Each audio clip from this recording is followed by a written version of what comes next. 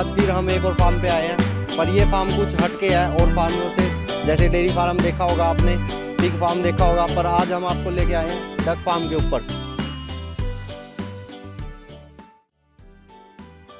हाँ जी भाई, सबसे पहले तो वीडियो को क्लिक करने के लिए आपका बहुत बहुत शुक्रिया। मैं हूं आपका भाई मनोज चौरान और आप देख रहे हैं बोल्ट मेरी जान। तो आज फिर हम एक और फार्म पे आए हैं, पर ये फार्म कुछ हटके है और फार्मों से। जैसे डेयरी फार्म देखा होगा आपने, पिग फार्म देखा होगा, पर आज हम आपको लेके आए हैं डक फार्म के ऊपर। आप देख ही रहे हो जैसे कि। और बाकी हम अब जो Surendra Singh ji K duck farm पे आए हैं, तो आगे की बात सुरेंद्र जी से खुद ही पूछेंगे। जैसे कि गांव है प्योत, निसिंग के पास पड़ता है, असंध रोड के ऊपर, और करनाल डिस्ट्रिक्ट है। बाकी एड्रेस अभी सुरेंद्र सिंह जी बताएंगे। नमस्कार सर। हाँ जी सर, अपना थोड़ा इंट्रो दीजिए, हमारे व्यूवर को बताइए। पहले तो सारे ना राम राम जी। मेरा डक फार्म है जी 2016 से, गांव प्योत, जिला करनाल, हरियाणा के अंदर। और मेरा नाम है सुरेंद्र सिंह, सन ऑफ श्री ज्ञानी राम, गांव प्योत। और जी मैं ये डक फार्म 2016 से कर रहा हूँ, साथ में मछली फार्म भी है। अच्छा जी। हाँ। तो सर ये डक फार्म की तो आपने जैसे शुरू से प्लानिंग फिश फार्म की थी या डक फार्म की थी? नहीं जी, एक्चुअल में दोनों की थी।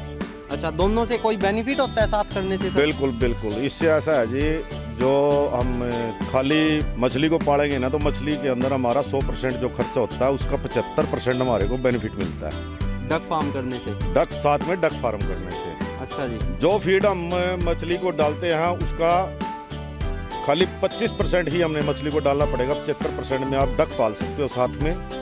और डक के अंदर क्या बेनिफिट मिलेगा आपको? एक तो आप इसको मीट में सेल कर सकते हो, दूसरा आप इसके अंडे सेल कर सकते हो। अच्छा जी। तो ये बेनिफिट है जी आपको। जो आपका 75% एक्स्ट्रा जा रहा था तालाब के अंदर, उससे आपके 2 सोर्स खड़े हो गए हैं। तो इससे एक तो आपका खर्चा और इनकम 2 है। बिल्कुल सर, ये है जी। तो सर जैसे ये आपने कितना टाइम से 2016 से कर रहे हो, तो आज तक आपको 4 साल के करीब होने वाले हैं। तो इनमें कोई तकलीफ, दिक्कत कोई आपने फेस की हो, कुछ प्रॉब्लम? नहीं, ऐसा है जी, इसमें कोई दिक्कत वाली बात नहीं है। अगर आप इसको बंद कमरे में रखोगे तो दिक्कत है। अच्छा जी। वैसे इसमें कोई दिक्कत नहीं है। मछली के साथ तालाब में डालो, कोई दिक्कत नहीं है। इसमें बेनिफिट ही है, कोई दिक्कत नहीं है। ये अभी एक कोई टाइम ऐसा है, जैसे गर्मी का मौसम है, उसमें बेनिफिट कम हो सका, लेकिन सर्दी में तो फुल बेनिफिट है। ठीक है। तो इसमें कोई दिक्कत वाली बात नहीं है, ना कोई इसमें बीमारी है यहाँ पे अभी तक। तो कई जगह बोलते हैं भाई डक क्लोरो और उसकी दवाइयाँ दी जाए डक प्लेग की, लेकिन यहाँ कोई झूठ नहीं इस चीज़ की अभी तक। हमारे को भी 4-5 साल होने वाले हैं, हमारे को कोई दिक्कत नहीं आई आज तक ऐसी किसी प्रकार की। और इसमें कोई ऐसी बड़ी बात नहीं है। हमारे पास वाइट पैकिंग है। हाँ जी। ये मीट पर्पज के लिए है। एक बैच हम निकाल चुके हैं, ये सेकंड बैच है अभी सर्दी के टाइम का। हाँ जी। और 2 बैच हमारे अंदर छोटा बच्चा आया हुआ है। और दूसरी ब्रीड सर आपके पास कौन सी है? वो है खाकी कैम्बल। अच्छा जी, वो किस बेस से, क्या उसका पर्पस क्या वो है? अंडे पर्पज के लिए है जी। अंडे के अंदर ये है कि आप उससे किसी भी प्रकार का मान लो बाजार के अंदर दिक्कत नहीं है। अच्छा जी। खाकी कैम्बल की जो अंडे की परसेंटेज है वो बहुत बढ़िया है। और इसी वजह से खाकी कैम्बल को पालने के लिए कोई भी डॉक्टर है या साइंस है, कोई भी आपको यही बोलेगा भाई आप खाकी कैम्बल ही पालो। ठीक है। तो इनमें बीमारी बुमूरी, जैसे वो मुर्गी फार्म है, पोइट्री फार्म खोलते हैं, लोग दौड़े जा रहे हैं उस साइड में, तो ये आप एक नया बिजनेस लेके आए हैं? बिल्कुल जी बिल्कुल। इसमें पोल्ट्री में और इसमें तो दिन रात कम तरह जी। पोल्ट्री को 36 दिन में 36 टीके लगते हैं, इंजेक्ट किए जाते हैं। बिल्कुल सर। और जब जाके पोल्ट्री तैयार होता है वो भी 40-45 दिन में, यानी कि ये समझो आपने 36 बीमारी अपने आप डाल ली अगर आप इस चीज़ को खत्म। और इसके अंदर कोई मेडिसिन नहीं दिया जाता बत्तख के अंदर। इसको अपने देसी तरीके से भी आप पाल सको, घास पे भी पाल सकते हो, बरसीम डाल सकते हो, जई डाल सकते हो। और भी जिस एरिया में जैसा भी घास वगैरह होता है उससे आप इसको बड़े आराम से पाल सकते हो। 50% दाना दे के भी पाल सकते हो, इसमें कोई ऐसी बात नहीं। और सर जैसे आपने करनाल एरिया में रख रखा है, यहाँ मौसम बढ़िया रहता है, कोई राजस्थान में हमारा भाई रखना चाहे तो वो टेम्परेचर भी सही रहेगा इसके लिए? ऐसा है जी, जो स्टार्टिंग में बच्चा हुआ उसका टेम्परेचर अपना मेंटेन करना पड़ा। अच्छा जी। उसके बाद इसके टेम्परेचर मेंटेन करने की कोई ज़्यादा आवश्यकता नहीं होती। सिर्फ गर्मी के अंदर क्या करेगा, आपने पानी का इंतजाम करना पड़ेगा इसके लिए। ठीक है। दिन का भी और रात का। बाकी ऐसी कोई इसमें दिक्कत वाली बात नहीं। तो सर आज आपके पास लगभग कितने बर्ड है? अब ये 4000 के आसपास है। तो आप कितना टाइम इनको पानी में रखते हो, कितना टाइम धरती पे रहते हैं जी? ये जो हमने ये ब्रीड है जो अभी ये खाली मीट पर्पज के लिए डाली हुई है, इसको सुबह डालते हैं हम 1 घंटा सिर्फ। अच्छा जी। उसके बाद इसको बाहर निकाल लेते हैं सूखी जगह में। ठीक है। इससे क्या है कि क्योंकि इसके अभी ये बच्चा ही है 28-29 दिन का हुआ है, इसलिए ज़्यादा देर इसको पानी में नहीं रख सकते क्योंकि इसको सर्दी लग जाएगी। तो इसलिए इसको थोड़े टाइम सुबह में डालते हैं 10 से 11 बजे तक, जो जिस टाइम गर्मी होती है।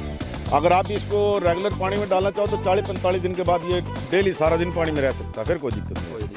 हाँ जी। और जो सर वो दूसरी ब्रीड है उसको लगातार चाहे शुरू से ही पानी में रख लो? बिल्कुल जी, उसमें कोई दिक्कत नहीं। उसको 2 महीने के बाद आप पानी में डाल सको उस ब्रीड को भी, क्योंकि इसको नए पंख आते हैं। जैसे इसको उग रहे हैं ना छोटे छोटे पंख, ये देखो आप। हाँ जी, हाँ जी, हाँ जी। तो यही चीज़ें उसके अंदर भी है। जब तक इनको पंख नहीं आएंगे जब तक आप इनको पानी में नहीं डाल सकते, उसमें दिक्कत आ जाएगी। तो सर जैसे मैंने आपका सारा फार्म विजिट किया है, तो आपको कितनी लागत आ गई थी जब आपने स्टार्टिंग की फार्म के ऊपर? इसमें स्टार्टिंग में तो ऐसा जी, जब मैंने दोनों चीज़ इकट्ठी स्टार्ट करी थी 8-8.5 लाख रुपए मेरा खर्चा आया था जब मेरी प्रोडक्शन स्टार्ट हुई थी। अच्छा जी। हाँ जी। उसके बाद मछली से भी प्रोडक्शन हो गया और अंडे से भी हो गया। इनकम कितने दिन के बाद शुरू हो सकती है? लगभग 6 महीने मान के चलो। 6 महीने आपको इंतजार करना पड़ेगा? बिल्कुल इंतजार करना पड़ेगा अपना, 6 महीने मेहनत करनी पड़ेगी, उसके बाद ही फल मिलेगा। तो सर जैसे आज कोई आपका थोड़ा हिसाब किताब आपने ज़्यादा उसके ऊपर लगा दिया, फार्म के ऊपर पैसा, कोई हमारा फार्मर है या कोई हमारा व्यूअर है वो कम पैसे से स्टार्ट करना चाहे तो कितने बर्ड से वो स्टार्ट कर सकता है? जितने से मर्जी कर सको जी, इसमें कोई बड़ी बात नहीं है। आप मेरे फार्म को देखो, मैंने इस पर कोई ज़्यादा पैसा नहीं लगा रखा है। हाँ जी। ये तरीके से बना रखा है, सिर्फ इसको क्या रहने के लिए घर चाहिए। बिल्कुल। तो इसको शुरू में मेंटेन करो आप। शुरू में अगर आपने मेंटेन कर लिया तो उसके बाद ये दिक्कत नहीं है। इसको आप जिस जगह मर्जी रख सको, खाली इसको बिल्ले कुत्ते शिकारी जानवर से इसको बचा के रखना। जैसे ये जाली लगा रखी है? बिल्कुल जी बिल्कुल। ये जाली दिन के लिए है जी, रात के लिए इधर शेड है, शेड के अंदर रहेंगे। ये बड़ा शेड आप देख सकते हो, सर ने अब सर्दी के कारण इसको कवर कर दिया है ताकि अंदर सर्दी ना जा सके। बिल्कुल जी बिल्कुल, यही बात है। तो अब आ चुके हैं हम सर के फार्म में, जो अंदर जैसी मैनेजमेंट है वो चेक करिए एक बार। तो सर ये आपने कैसे ये पार्ट कैसे डिवाइड किए हुए हैं? ये बहुत ही नॉर्मल है जी, इसके अंदर देखने वाली कोई बड़ी बात नहीं, ना ज़्यादा खर्चा करने की जरूरत है आपने। अच्छा जी। जब आपने छोटा बच्चा पालना है तो इस साइड देखो आप।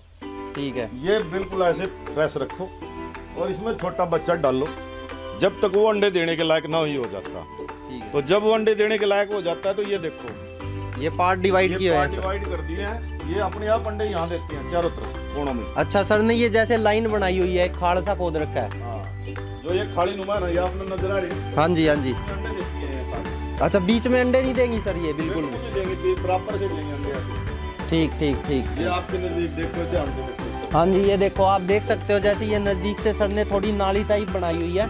इसके अंदर मिट्टी और डाला, सूखा घास या कोई भी ऐसी चीज आप फिल्टर वगैरह डाल सको। हाँ जी, हाँ जी। ये अंडा आपका साफ आएगा, बिल्कुल साफ सुथरा।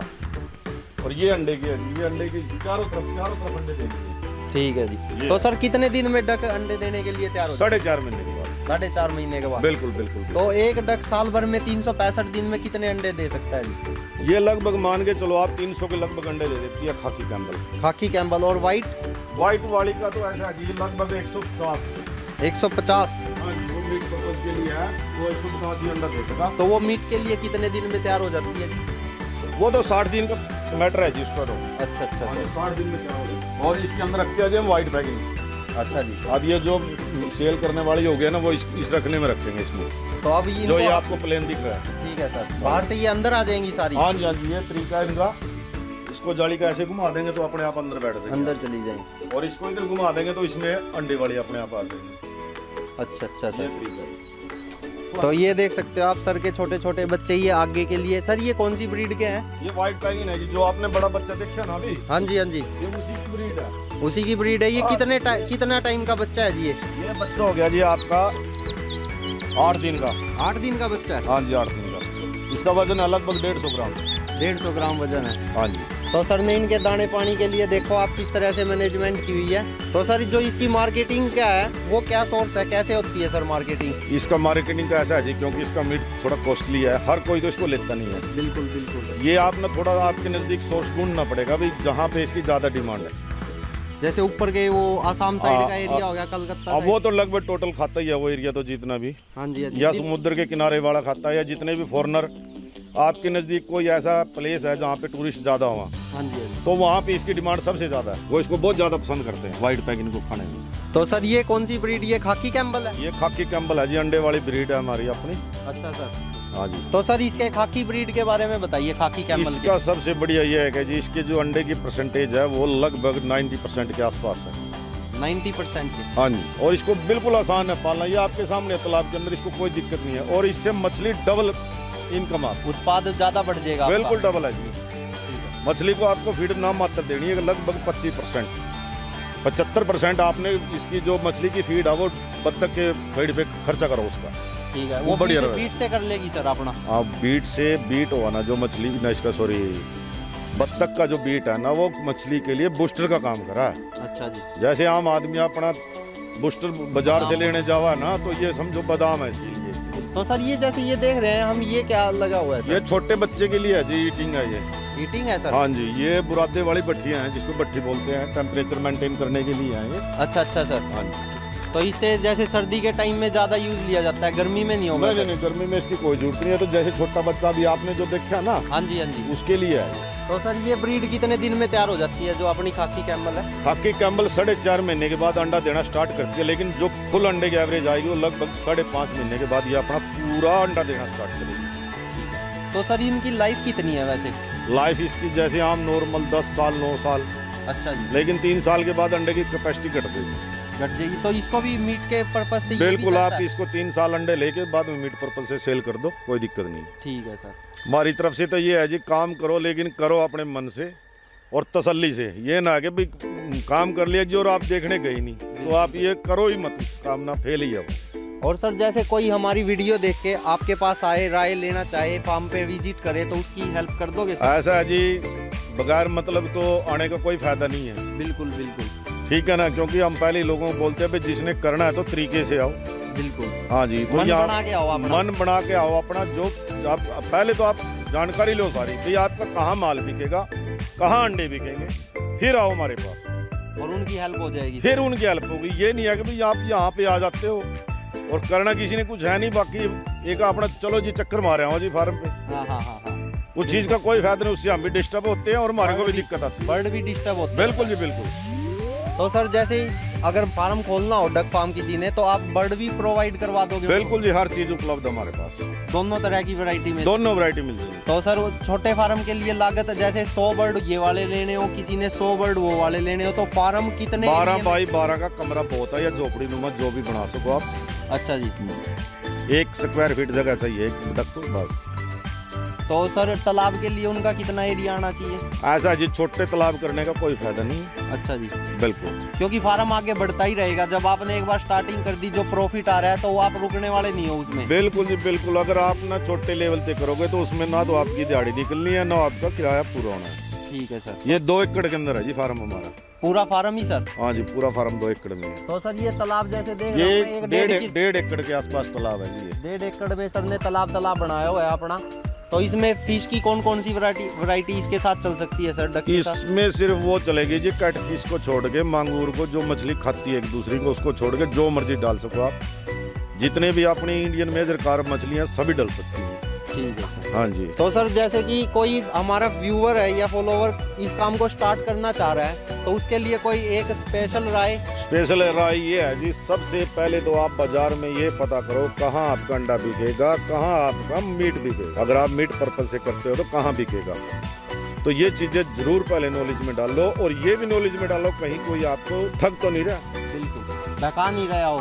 सर की बात जेन्युइन है, क्योंकि सर को इस फील्ड में 4 से 5 साल हो गए हैं, जो एक्सपीरियंस है वो भी आ गया है, प्रॉफिट लॉस का सब कुछ चेक कर लिया आपने। इसके अंदर सबसे बड़ी क्या है कि आपको बोलेंगे खाकी कैम्बल देंगे कुछ और, बिल्कुल बोलेंगे वाइट पैंगिन देंगे कुछ और। पहले इस चीज की जानकारी जरूर रखना, उसके बाद ही काम। तो सर जैसे ये देख रहे हैं तालाब के साइड में ये जाड़ किस लिए लगवाया हुआ है आपने?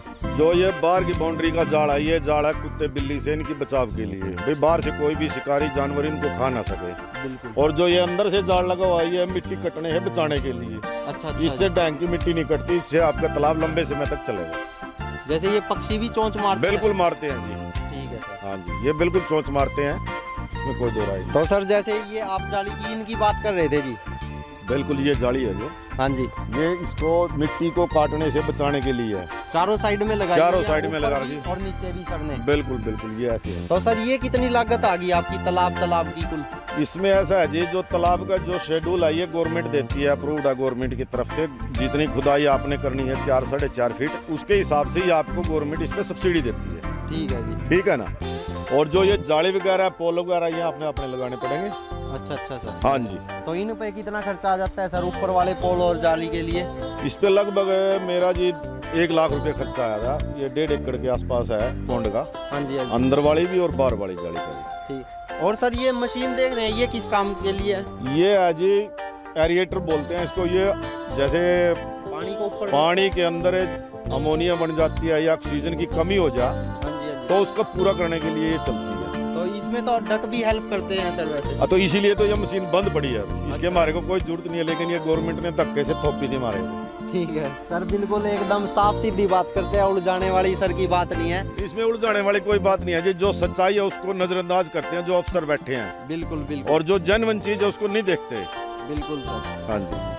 तो सर का सारा एक्सपीरियंस हो चुका है। सर ने 4-5 साल से सारी की सारी बातें नोट की है, सरकार की भी और खुद के फार्म से भी।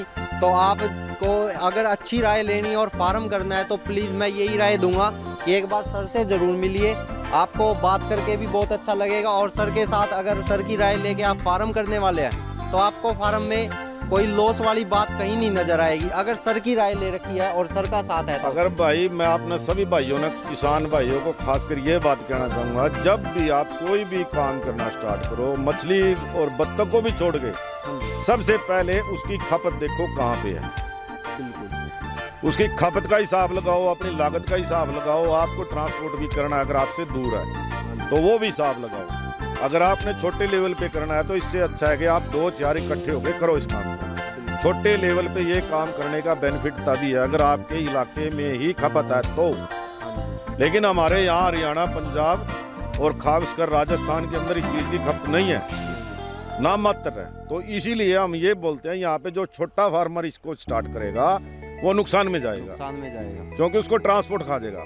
बिल्कुल। आप इसको बड़े लेवल पे करो, लेकिन करो 1-2 मिलके, ये फायदा है इसका। जब ही आपका फार्म चलेगा, क्योंकि जो ट्रांसपोर्ट से आपने इसको आगे भेजना है तो वो भी खर्चा होएगा, फीड का भी खर्चा है, मेंटेनेंस का भी खर्चा है, सारे के खर्चे मिला के एक ज़्यादा ही एक आपके ऊपर लोड ना पड़ जाए। इसलिए सर अपनी तरफ से यही राय दे रहे हैं कि अगर आप एक छोटा फार्म करना चाहते हो तो उसकी बजाय आप बड़ा फार्म करिए, 2 भाई मिलके कर लीजिए, 4 कर लीजिए। क्यों सर? अगर आपके एरिया में खपत है तो आप इसको 100 से भी स्टार्ट कर सकते हो, क्योंकि आपको ट्रांसपोर्ट नहीं देना किसी का। बिल्कुल। सबसे मेन बात ये नोट करने वाली है, जब भी आदमी नुकसान में जाएगा, व्यापारी आदमी कोई भी है, वो नुकसान में तभी जाता है जब उसको ट्रांसपोर्ट खाता है। बिल्कुल। ट्रांसपोर्ट को हमारे को जाने का भी देना, किराया और आने का भी देना।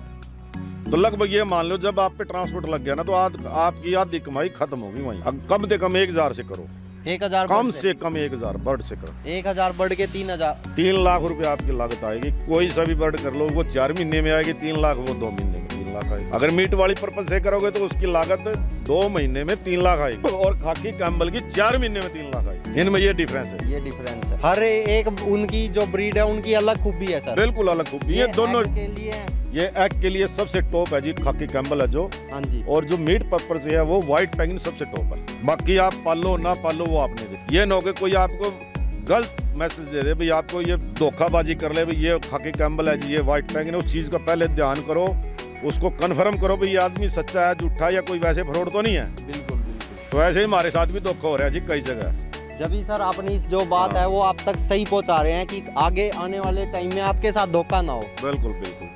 एक अनंत कुमार नायडू है जी बेंगलोर के अंदर, असरगट्टा रोड पे उसकी हैचरी थी छोटी सी। अच्छा। हम बेंगलोर CPDO के अंदर गए थे तो वहाँ हमको बच्चा नहीं मिला, तो हमने उसको ऑनलाइन पेमेंट डाल दी। आज तक उन्होंने हमारी पेमेंट ही नहीं दी, ना उसका पता है कहाँ गया वो। बर्ड तो कहाँ से आने थे? बर्ड की तो बात ही छोड़ दो, बंदा ही नहीं रहा वहाँ पे। बताओ सर। तो ये चीजें थोड़ा ध्यान करो भाई, जान पहचान वाले से ही अपना संभाल लो, सबसे मेन बात ये है। बिल्कुल। तो अब हमारे हरियाणा में तो सर हैं हमारे जान पहचान के, बाकी आपको अगर कहीं और से बेस्ट लग रहा है तो वो भी आपके लिए बढ़िया है। पर जो हरियाणा से मेरे व्यूअर हैं, जो किसान भाई देख रहे हैं मेरे चैनल को, तो मैं तो यही राय दूंगा कि सर के पास एक बार फार्म पे विजिट करो। अगर आपका मन बन रहा है, 100% मन है आपका करने का फार्म, तो सर से मिलिए। सर आपको सब कुछ अच्छे से अच्छा जो भी होगा, जितनी जानकारी होगी आप तक पहुंचाएंगे, और आप जितनी भी हेल्प होगी वो सारी की सारी हेल्प करने को तैयार है सर। बिल्कुल जी बिल्कुल, हर प्रकार की हेल्प करेंगे भाई की। ये नहीं है किसी को ऐसे ही भेज देंगे यहाँ से, ये बात है जिसमें कोई बड़ी बात नहीं है। लेकिन करना तरीके से भैया, मेहनत करके करना, नौकर के ऊपर मत छोड़ना कि भी नौकर कर लेगा जी सब कुछ, बिल्कुल ये नहीं है। थैंक यू सर, आपने अपना टाइम दिया। और तो थैंक यू भाई वीडियो को लास्ट तक देखने के लिए। वीडियो अच्छी लगी हो तो चैनल को सब्सक्राइब करना, वीडियो को लाइक करना। मैं हूं आपका भाई मनोज शोरान और आप देख रहे थे बोल्ट मेरी जान। Thank you.